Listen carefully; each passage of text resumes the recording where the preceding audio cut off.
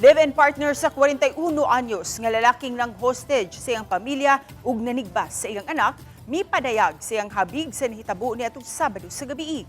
Si Luan Mirundina sa report. Eksklusibong nahinabi sa RTV Balitang Bisdak ang 48 anyos nga si Linda, di tinuod nga pangan.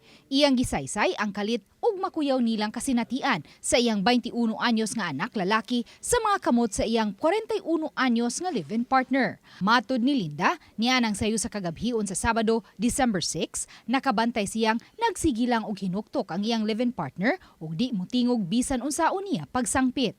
Apan pipila ka gutlo, gikuha niini ang ilang butcher knife ug gitigbas ang iyang 21 anyos nga anak lalaki nga naghigda-higda niadtong higayuna. Iya manggi kabayan akong anak na sikaran sa akong anak.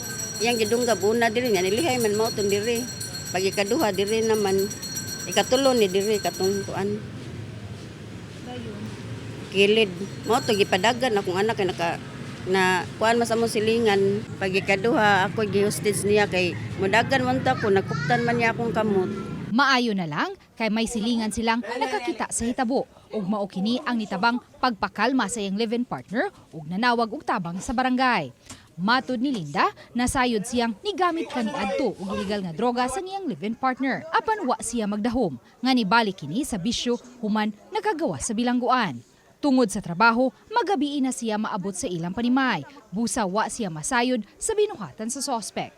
Matud ni Linda, unang higayon kadtong nahitabo kanila apan desidido gayud siyang di na makigbalik pa sa live-in partner ug tinud-on gayud niya kini sa pagpasaka og kaso.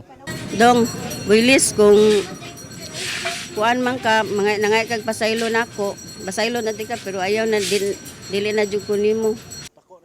Niadto lang Martes, gipasakaan na og kasong attempted parricide ug violence against women and children in relation to illegal detention ang suspitsado. Uban ni Cleofer Lumayag, Luan Mirundina, Balitang Bisdak.